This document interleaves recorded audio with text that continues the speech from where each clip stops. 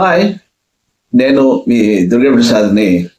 Indus valley civilisation లేదా హరప్పా సంస్కృతికి సంబంధించి సోషల్ కండిషన్స్లో ఒక యొక్క జీవన విధానం ఎలాగుంది, ఒక యొక్క రేసెస్ ఎలా ఉన్నాయి, అంటే జాతుల రకాలు ఏ విధంగా ఉన్నాయి.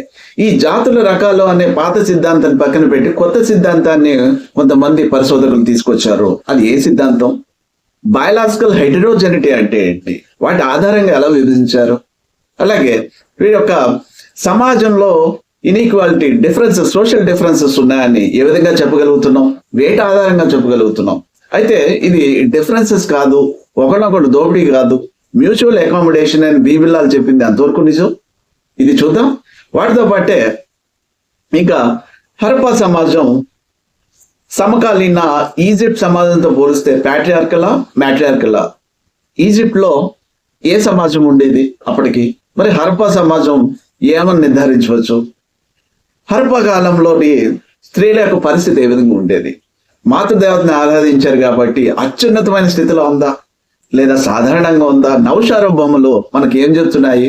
అలాగే వాళ్ళు పిల్లలకి ఇచ్చిన వాళ్ళు ఎంత వెయిటేజ్ ఇచ్చారు, పిల్లల పెంపకానికి ఎంత శ్రద్ధ చూపించారు? మరి ఆరోగ్యం ఏ విధంగా ఉంది?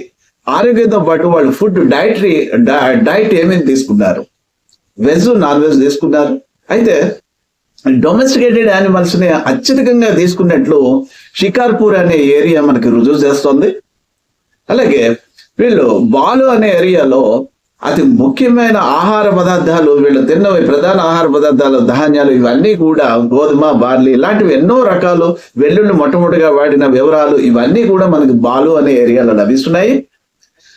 వీరి యొక్క ఆరోగ్య స్థితి గురించి కూడా అధ్యయనాలు హరప్పా ఆర్ 37 సిమెట్రీ శ్మశాన స్థలం ద్వారా తెలుస్తున్నాయి.